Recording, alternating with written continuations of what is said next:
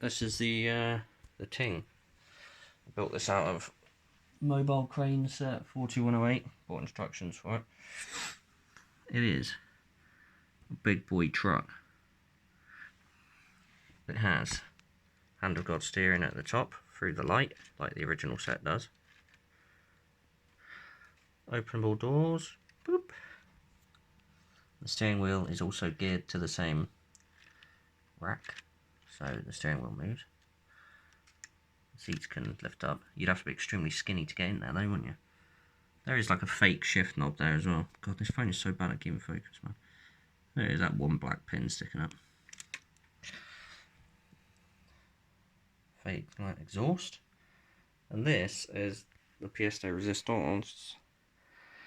It can fit the whole of the McLaren Senna set on the back. It's got a winch here that is controllable by this knob. It's got 2 brakes on the gearing. You can even see that in there. That gear is going down onto a smaller black gear. It's so hard to bloody get this on camera properly. There you go. That gear is this gear here. Let's start impinging on that. That's basically how it works. You got a spare wheel there. You got like a little fake fuel barrel there. This controls the tilt of the bed. There is the piston off of the crane's arm. It's underneath the bed, and it will, with quite a bit of turning, it goes to a certain amount of tilt. You can see under here, there's the arm that's actuating it. And the piston is underneath there, and this is what it's running on. There's a second knob on the other side, which it is actually at a different gear ratio. It's running. There's another gear that meshes underneath those 2 orange pins. So this is actually a different gear ratio to the other side. Let me just move it forward a bit. But God, this phone is so bad at keeping in focus.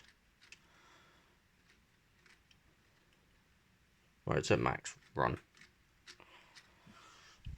Right, and then bam, bam, bam. There's a little chain here that hangs on the arse end of these flaps. I just put that round the spoiler.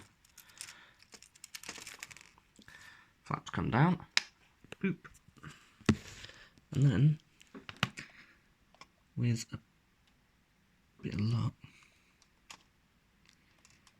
yeah, it's going to be pretty much impossible to actually film doing this unless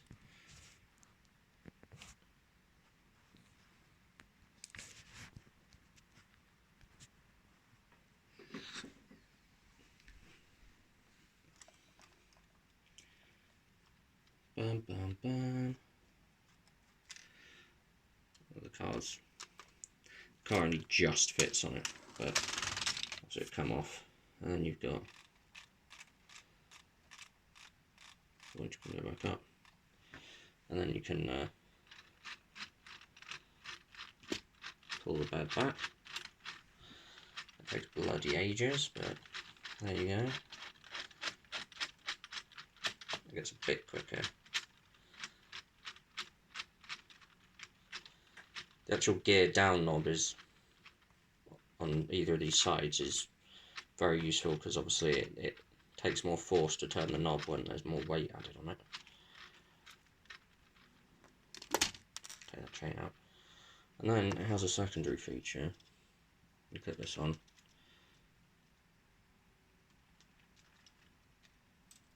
Let me double check those actually. I don't even think you can even see any of that. Oh shite. But basically, then you see the cars here. There's another knob that controls bam, bam, bam, like a wheel thingy. This car doesn't have enough space because it's got a bloody long nose on it. I don't think it'll have enough space on the rear either because there's a bit of overhang. But if you get a certain, you'd have to just build a certain car to fit it. The only problem with that is because it's only being ran on one runner.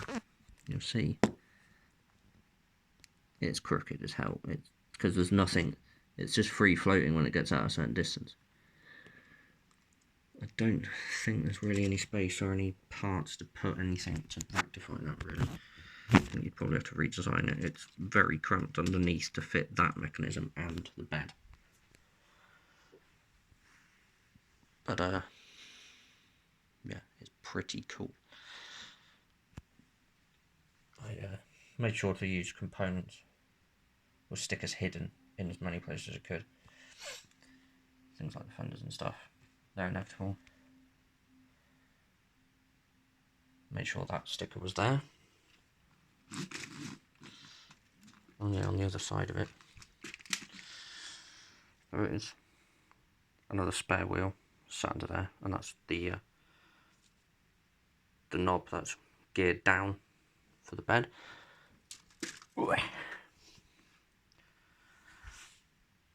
No other controls on this side.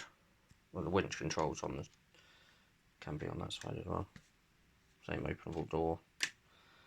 Guess these are meant to be the mirror stalks, so they don't look 100% amazing, but you know, it's only an approximation. It is Lego, I thought. There's only so much you can do, especially with the parts that are in the set. You know, it wasn't a set that was designed to be this, so you can see the stickers off of these parts. I got them. I used the exact same pattern of them on each side, so they both end with this.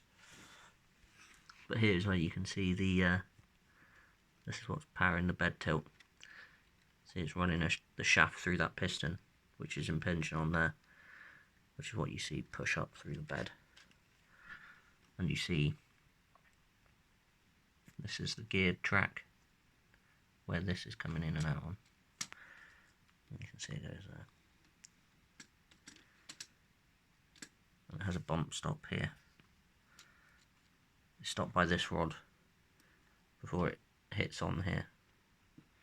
It's just a shame there's nothing that holds this, you know, a bit better.